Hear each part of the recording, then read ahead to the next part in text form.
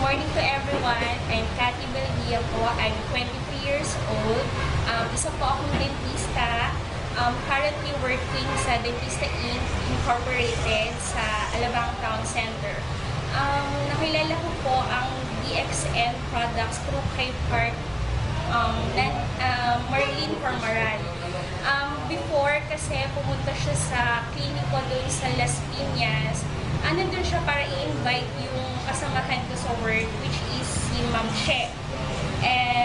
Tapos, in-invite niya rin ako, pinakilala niya sa akin, una yung toothpaste nilang product. So, naging interested ako kasi toothpaste nga, kasi nga, isa akong dentista. So, naging interested ako dun sa product.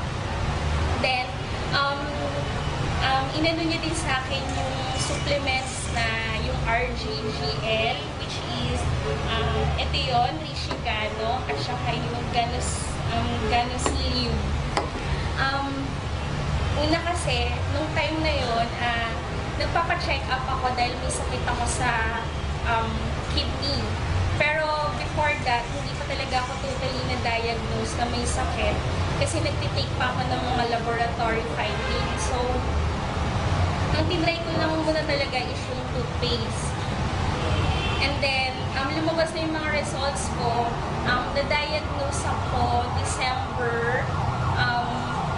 Meron ako chronic kidney disease, which is nasa stage 5 na. So, ang sabi sa akin nung doctor ko that time, malubha na yung sakit ko, which is kailangan na nga ng transplant. So, that time na-shock talaga ako kasi hindi ko ina-expect na may sakit ako. So, yun. Masakit sa akin kasi bata pa nga ako, kag-graduate ko lang. Marami pa akong pangarap. And then, yung RGGL na binigay sa akin ni Park Marlene, tinry ko talaga yon. That time, in-advise na ako ng doctor ko na mag-treat ako having dialysis twice a week. So,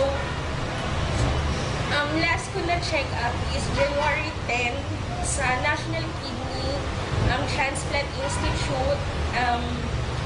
That time, hindi na ako nilabas ng hospital kasi in-immediate dialysis na ako agad. Sa totoo lang, ayoko talaga magpa-dialysis that time kasi wala naman talaga akong nararamdaman sa katawan ko. Pero yung doctor ko kasi nag-insist talaga na i-immediate dialysis ako. So, ang nangyari, nilagyan ako ng fistula dito sa leeg, which is yung naging access ng dialysis. So, nag-decide na rin yung mother ko na gawin nga yung dialysis treatment. So, wala na akong nagawa. Pero, that time, nagtitake pa rin ako nung RGGL nga na galing sa DXN. Tapos, siguro naka 8 sessions ata ako from January 10 hanggang February 11. Tapos, every time na nagda-dialysis ako, marami akong nararamdaman na hindi naman talaga okay.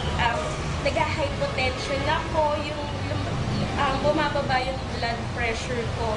So, that time, napapagod ako sa dialysis. Tapos, traumatic sa akin yun kasi, syempre, nilalabas yung dugo mo, tapos ibabalik na naman sa'yo. So, sabi ko, ayoko na magpa-dialysis. Tapos, tinuloy-tuloy ko nga lang yung RGGL kahit nagda-dialysis ako. Tapos, nakikita ko yung result every time na nagpapa-laboratory ako, bumababa siya. So, nag-decide ako and my mother na alisin na yung fistula sa leeg ko kasi nahihirapan niya ako kumilos. Parang hindi normal yung buhay ko kapag may ganun ako sa leeg. Tapos, i-schedule na rin niya ako for transplant that time kasi nga sabi, malala na daw talaga yung sakit ko sa kidney, so kailangan ng palitan kasi pwede ko nga daw ikamatay yun. Pero hindi ako, para kasi sa akin, parang sabi ko, isang test lang to sa buhay ko na kailangan kong lagpasan. So, nag-decide ako and yung mother ko, pati father ko, na patanggal ko na talaga yung fistula ako sa leeg. So, naghanap kami ng doktor na magtatanggal nun kasi nga, yung doctor ko ayaw magtanggal nun kasi once na tinanggal sa akin daw yun, pwede ko daw ikamatay yun kasi wala na mag-filter nung mga nakain ko, wala nang magsasala. Kasi nga yung kidney ko is, may problem na nga. So, sabi ko, ayoko na talaga mag-dialysis. Itutuloy ko na lang yung RGGL kasi nakikita ko naman yung improvement dun sa laboratory results ko. So yun, February 13, pinatanggal ko na talaga totally yung fistula ko. Hanggang ngayon, hindi ako nagda-dialysis. Nagtitake na lang ako ng RGGL, itong cordyceps, tsaka yung spirulina. So, etong apat na to yung tinitake ko. Constant din ako umiinom ng coffee, yung Singsi coffee, pati yung Rosel juice, nagtitake din ako niyan, pati yung Spica tea, iniinom ko yun lahat. Kasi nakikita ko talaga na nag-lower yung creatinine ko. Yung creatinine is that yun yung lason sa dugo na dapat nasasala yun ng kidney, pero because nga may sakit ako sa kidney, hindi siya nasasala, so tumataas siya. Pero every time na iniinom ko to lahat, itong mga supplements na to na galing sa DXN, nagkakaroon ng decrease doon sa creatinine. So nakikita ko talaga yung effect nito sa akin, sa sakit ko, which means napagaling talaga ako ng mga product na to from DXN.